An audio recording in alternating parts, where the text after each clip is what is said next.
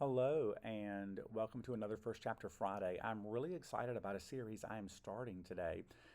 It is actually preparing for coming up in May, which is Asian Pacific Heritage Month. And so, what I want to do is introduce you to a number of books over the next few weeks that would fit that category as far as the authors go and the subject matter and the content. So, and the characters, and it's just great books. This book I just finished a day or two ago, When You Trap a Tiger. It was a John Newbery Medal winner, and as I read it, I'm not surprised. It is one of my new favorite books, and I think you are going to love it as well. And it is When You Trap a Tiger by Tae Keller. I can turn invisible. It's a superpower, or at least a secret power.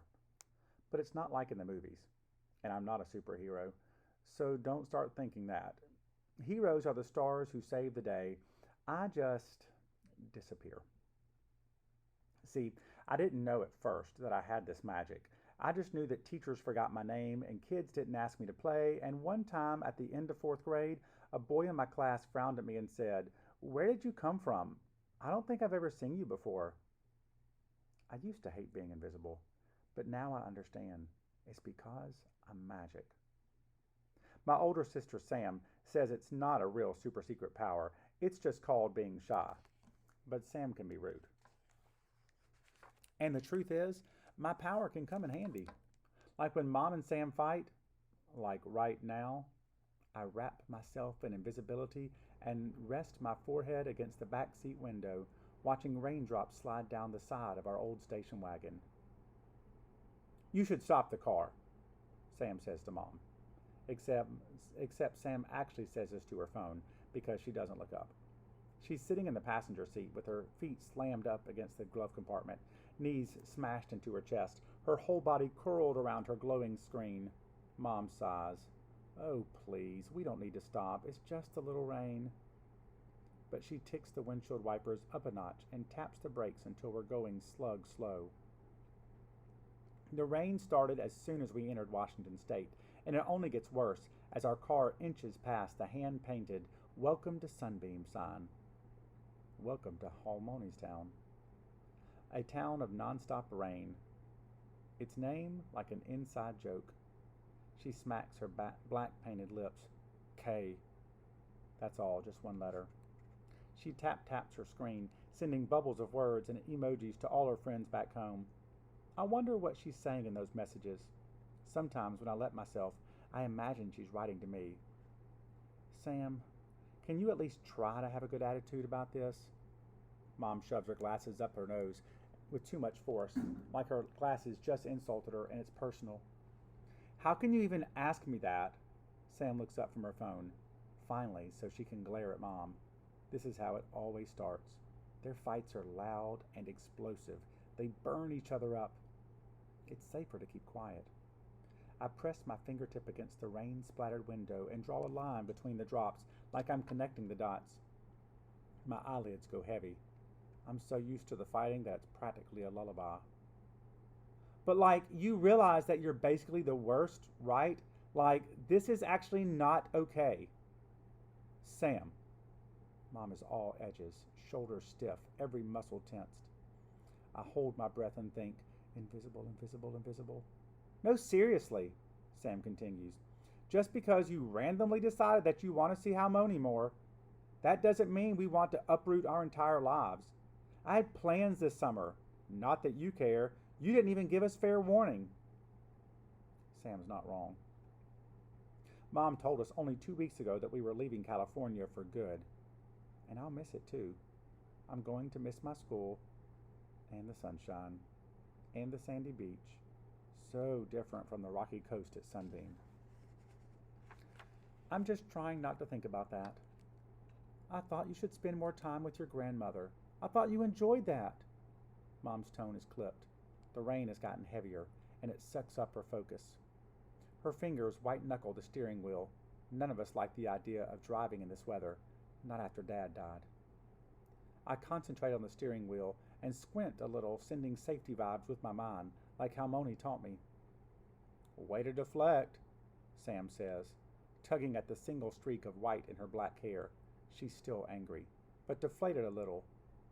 I do enjoy spending time with Halmoni, just not here. I don't want to be here. Halmoni's always visited us in California.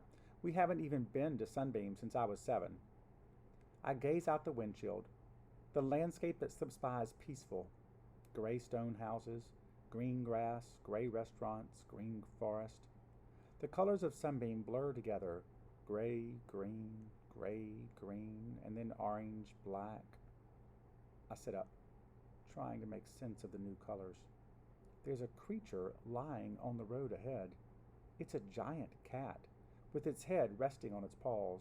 No, not just a giant cat, a tiger. The tiger lifts its head as we approach.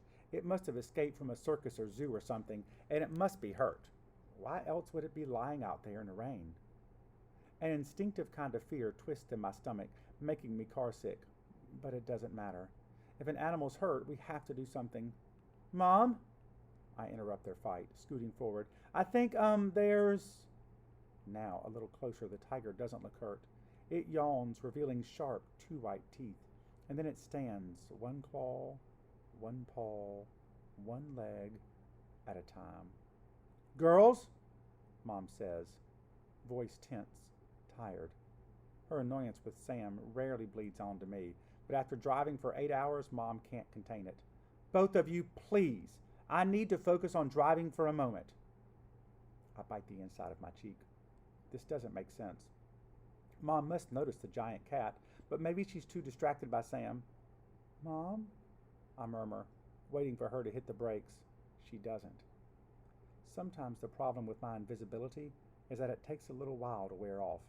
It takes a little while for people to see me and hear me and listen. Listen. This isn't like any tiger I've seen in a zoo. It's huge, as big as our car. The orange in its coat glows, and the black is as dark as a moonless night. The tiger belongs in one of Halmoni's stories. I lean forward until the seatbelt slices into my skin. Somehow Sam and Mom continue to bicker, but their words become a low hum because I'm only focused on... The tiger lifts its enormous head, and it looks at me. It sees me. The big cat raises an eyebrow like it's daring me to do something. My voice catches in my throat, and I stumble over my words. They come out choked. Mom, stop! Mom's busy talking to Sam, so I shout louder, stop! Finally, Mom acknowledges me, eyebrows pinched. She glances at me in the rearview mirror. Lily, what's wrong? She doesn't stop the car. We keep going.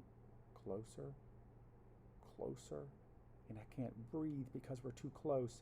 I hear a thud and I squeeze my eyes shut. The inside of my head pounds. My ears ring. We must have hit it. But we keep going. When I open my eyes, I see Sam, arms folded across her chest, phone resting by her feet. It died, she announces. My pulse is a wild beast as I scan the road, searching for horrors I don't want to see. Nothing's there. Mom's jaw tightens. Sam, please don't throw your expensive phone around. I stare at them confused. If the thud was just her phone hitting the floor... I twist to look for the tiger, but all I see is rain and road. The tiger disappeared. Lily? Mom says, slowing the car even more. Are you feeling sick? Do you need me to pull over? I flick my eyes across the road one more time, but nothing. No, never mind, I say. She smiles, relieved. I am never difficult. I make things easy. Hang in there. We'll be at Halmoni soon. I nod, trying to act normal. Casual, even though my heart is jump dancing. I can't tell Mom about this. She'd ask if I'm dehydrated, if I have a fever. And maybe I do. I press my palm to my forehead, but I can't tell. I guess it's possible that I'm getting sick. Or maybe I just fell asleep for a moment. Really, there's no way I saw a giant tiger appear and disappear in the middle of the road. I shake my head.